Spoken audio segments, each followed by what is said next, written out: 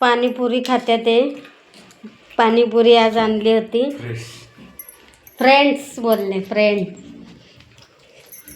तर यांचे चालले ही जी संपली बी पाणीपुरी खाऊन, ही जी संपत आली आहे यांची ही संपत आली आहे.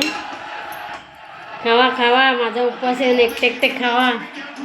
आणि मला पण आणलेलं आहे, दिखाते हूँ.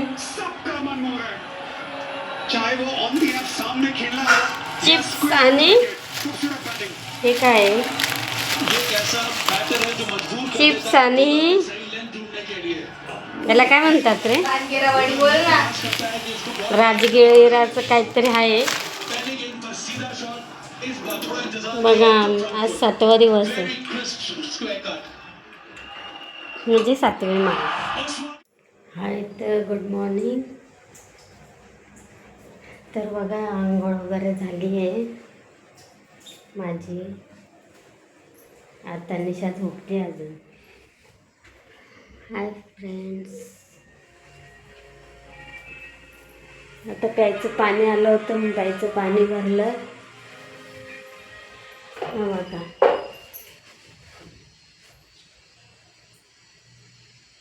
पाणी वगैरे भरलं. भांडी घासायचे.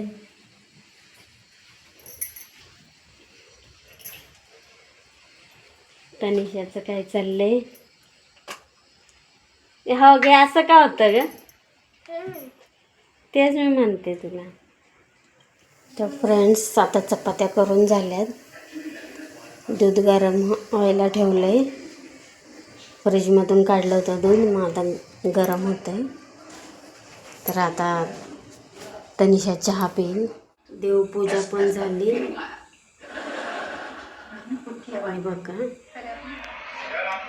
पूजा वगैरे झाली आमच्या घटाची. बसल्या दोघे मोबाईल बघून. हा तर फ्रेंड्स हाय. तर आता ना पत्ताकोबीची भाजी करायची आहे. मी काष्टा साडी घातलेली आहे. नवरात्रीचा 8वा दिवस, तर मी घातली काष्टा साडी. म्हणलं बघू आता, रोजच चालतंय, दिवस तरी साडी घाला. तर घातली आपली कशी आधी वाकडी तिकडे घातली. तर या तिघांचा तो म्हणजे माझा उपवास आहे, या तिघांचा तर नाही. माझ्याला पत्ताकोबी करते.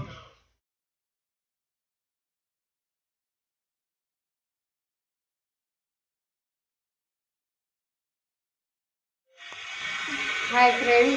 तर बघा आज काष्टा साडी घातलेली आहे मी. काय गेम खेळायची चार्जिंग का नाही करत. तर बघा चहा वगैरे झाला. आज मी काष्टा साडी घातली आहे. असंच आज 8वी माळ होती म्हणून म्हटलं घालावा साडी. काहीतरी रोजच काय ते ड्रेस टी शर्ट वगैरेच घालायला लागतात. मी म्हटलं आज साडीच घालेल. आज काष्टा साडी घातलेली आहे. तर बघा कशी दिसते.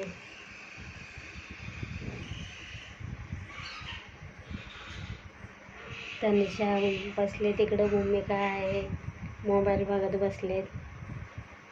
तर हेच आता इथे स्वयंपाक करून कशी दिसते सांगा. तर आज पत्ताकोबीची भाजी केली, आता भाकऱ्या करते. आज छान दिसते ना. आज काय माहिती अचानकच आठवलं साडी घालायचं. 8 दिवस झाले, एवढे दिवस नाही आठवलं, आज आठवलं मग घातली. मी मदत केली.